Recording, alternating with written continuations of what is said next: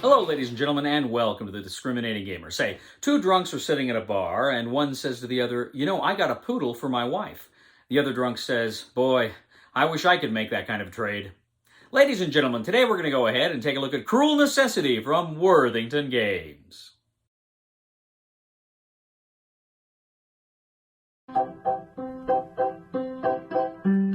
Cromwell said to King, "Man, it's a funny thing. We don't like how you've led, so we gotta take your head. I've always been a gentleman, you see, but what must be, must be. It's a cruel necessity." The king said in reply, "Man, I don't wanna die." Cromwell shrugged and said, "Well, I'd rather you were dead. I've always been a gentleman, you see, but what must be, must be. It's a cruel necessity." Oh, we are all supermen sitting in Parliament chanting for King Charles' head. If it were up to me, you'd still be dead, you see. From you we long to be free. It's a cruel necessity. We'll get back to the review in just a moment. I want to take a minute to ask you to check out my other channel, that is Cody Carlson, PhD, where we talk about history, books on history, military history. I even post some of my lectures for my classes on there. Please check that out. Please subscribe to that channel. And now, back to the review. In Cruel Necessity from Worthington Games, one player takes on the role of the forces of Puritanism and Parliament as they battle the forces of monarchy and Catholicism during the English civil wars of the 17th century. Now, several years back, Evil Cody and I actually reviewed the Victory Points Games version of Cruel Necessity. You can go ahead and check out that in on our YouTube channel. I'll actually post a link for that in the description. That was a lot of fun. But now, Worthington Games has come out with a brand new edition, which is actually beautiful to look at. Some great components, beautiful board. And so I'm going to go ahead, I'm going to tell you a little bit about this game and then what I think. Now, this fundamentally is a States of Siege game. You have 4 tracks heading toward a central location. In this case, you have Scotland, Ireland, the north, and the west, and they're all kind of moving roughly towards London.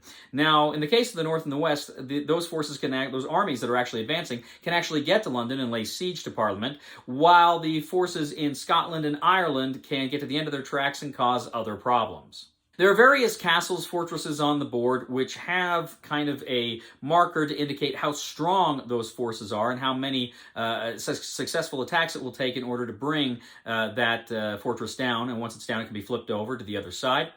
You also have off to the side of the board various tracks which deal with various forces. You have kind of monarchy and parliamentarianism, you have Scotland and Ireland, you have Catholicism and Puritanism. And what you're trying to do is ideally you want to get those tracks, all of them, as far north as possible to the A. You want to keep them as far away as you can from the bottom, which is the F section.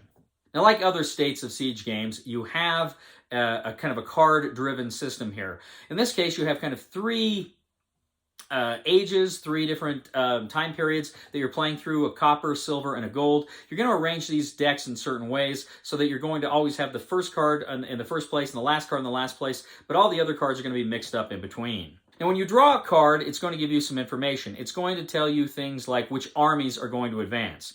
They will advance on the board, or in the case of if they get to a fortress, instead of advancing, they're going to attack the fortress. They're going to besiege it, in which case they get 2 die rolls to try to bring it down. So that if it's a 2, if they can roll greater than that, then it actually will move down. But if they roll equal to or less than that, it remains where it is. Finally, if it does get all the way down to 0, they can flip that over to their side. Now, on the next part of the card, it's going to tell you exactly how the political tracks are moving. You know, is Parliament going up? Is monarchy going down? Yada, yada, yada. You're going to go ahead and figure that out on those cards. Now, in that third section, there may be other things that play out. You may get a +1 DRM. If you want to, take some actions to move some of these things up or down, you can do that there. But critically, you're going to go ahead and do all the sections of the card, and then you go to the action phase. Now, you have a zeal track. You're going to look at your zeal track, and you always get 3 zeal points for holding London, and then other factors may allow you to get more zeal points over the course of the game. But essentially, every time you take an action, you move it down. What are your actions? Well, you can do things like attack the army armies coming toward you. Now, each of these tracks has 5 spaces. If you move its army all the way back to the number 5 space, which is the furthest from you, and you hit it again, you move it to its disordered side, and it's gonna, on its next activation, it has to flip up instead of doing some of these other things. You can roll to try to get those political tracks to move up. Again, they all have numbers where they are. If you roll the die, and again, you can score greater, you roll greater than their number, you can actually move them forward on the track and get them to a more advantageous spot. You can attempt to besiege some of the fortresses, or you can try to roll to increase a fortress that you already control on the board.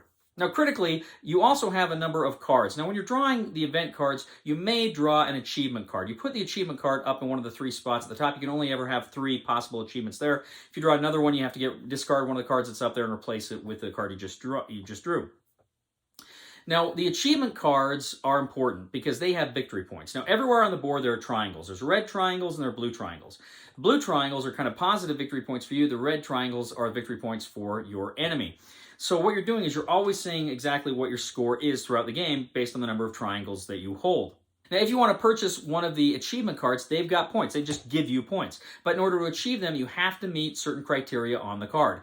For instance, it will tell you where the certain political tracks are. It has to be equal to or greater than or whatever on the board. So you figure out where they are, and then you can go ahead and purchase those cards and add them to kind of your victory point tally at the end of the game.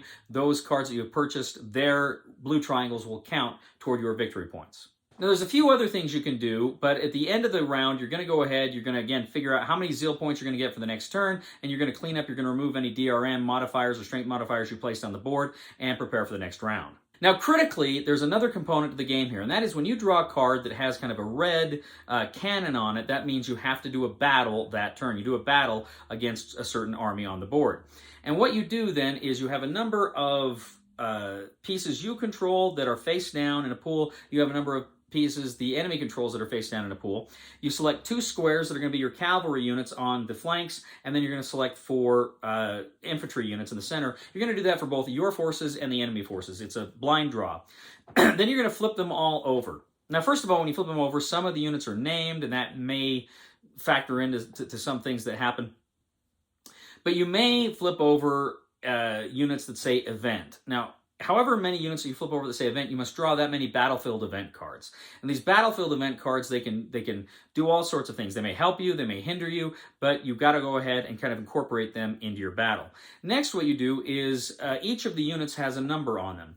You roll a die for your units and a die for your enemy's units, and you place them next to the respective units. For instance, you're always rolling the blue die for your units and the red die for the enemy's units. And then you're seeing exactly what the total number is for each of those opposing units. Now, if you have 2 or greater than your opponent, you put your unit in the victory box. If you are 2 or less than your enemy, you put your unit in the defeat box, and any other result, you put your units in the draw box.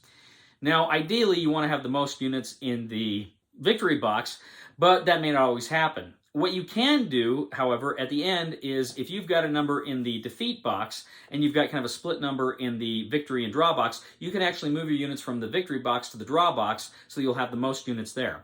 Now, whichever box has the most units at the end of the battle, you look at that box and you see what the specific penalty or reward is. And you go ahead, you figure that out, you apply that. For instance, if you have I think more than 3 units in the victory box, you actually get some other points you can spend to help you. You can buy more zeal. You can do all sorts of things. You can move something up on the track. You can spend those in positive ways for you. If it's a draw, you're going to lose a zeal, and you're going to have more penalties if it was a defeat. After the battle, you place all of the units, yours and the opponents that just played. You're going to put them into kind of a holding box because they're not going to be available to be used for the next battle. They only come in after that battle. Now, you're going to lose the game instantly if a couple things happen. If ever the Army of the West or the North is able to get to London, lay siege to Parliament, and essentially flip that fortress over to their side, you lose instantly. If at any time 4 of your political markers are in the F category, you lose instantly. Now, the game ends if you get through all the cards, you play through all the cards, and then you go ahead and you add up all of your victory points. Now, depending on how many victory points you have, it can mean the question of success and how great a success, or defeat and how great a success. But if you can go ahead and score enough points, then you win! Cruel Necessity. Now, as I say, Cruel Necessity was a game I played, 10 years ago, 10 years ago. And I had played several of the States of Siege games from Victory Point Games at the time. And I remember I played this one, and I was not wild about the whole concept of solitaire gaming at the time. It was fairly new to me, and it was just like, well, okay, it's fun, but I kind of miss playing with people. Now, since that time, I've grown to really love and appreciate solitaire games quite a bit. And this game was really, I thought, probably, out of all the solitaire games I played early on, I always thought of this as being the best of the bunch. I actually, in one of my moves or whatever, I purged it, and I think I gave it to Justin, my friend Justin. And it was one of those I always kind of regretted, because I really liked this game. It had the paper maps, and components were workable, and it looked good, but it wasn't, great. And I was really excited to see when Worthington put out, this as a new production with some real great production values. And I got to tell you, this game looks beautiful. The box, the board, the cards, everything in here I think is just fantastic. It looks great. Now, this is a game that really deserved this kind of treatment. Sometimes some companies will bring back games and they don't really give it what it deserves. They say, oh, these are great games, we want to see it again, and then they bring it back and it still kind of feels very bare bones. And this is a case where they bring back the game and it just looks amazing. The game is hard. This is a difficult game, and I will be blunt. I played, between this new copy and the copy I had before, I played several games of this, and I have to tell you, I never won. I have never won. I've never gotten through all the cards. It is difficult, and it's difficult to get those political markers where you need them, and that's key in this game, because you really need those achievement cards. If you're going to win the game, you need to get achievements, because there's not a lot of ways to get those positive victory points unless you're getting those achievement cards, and you got to manipulate the politics track in order to get those. So it's a hard game, right? It's a very difficult game, and part of that too is this is a game that is frankly very luck heavy. There's just the luck of the draw of the cards, right?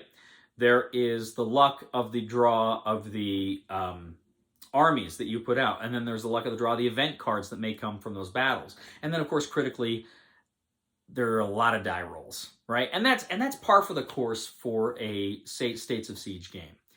I love the States of Siege games, even though they are luck heavy. I love them because I love the stories they tell, and I get caught up into them, and I get excited with them, and I really enjoy them. And some are better than others, but I really enjoy these games, this series of games. I think they're just wonderful. But there's a lot of luck. There's a lot of luck, and some of them are really, really hard. But I got to tell you, if you don't mind the chance and you don't mind the challenge, I think you will really enjoy this. It's a beautiful game. It's a fun game to play. It's one of those games where you feel like you're spinning all the plates, and you got to keep all the plates from crashing down. But it's fun, and it's engaging. I do wish, if I have any real criticism here, I do wish it were a little quicker. It can be kind of long. You can be playing this for 2 or more hours. I kind of wish to me, the sweet spot for this game would have been maybe an hour and a half. And it does feel like it kind of goes on long. Although, having said that, it goes on long when you're doing well, right? It goes on long to get to the point where you're approaching victory.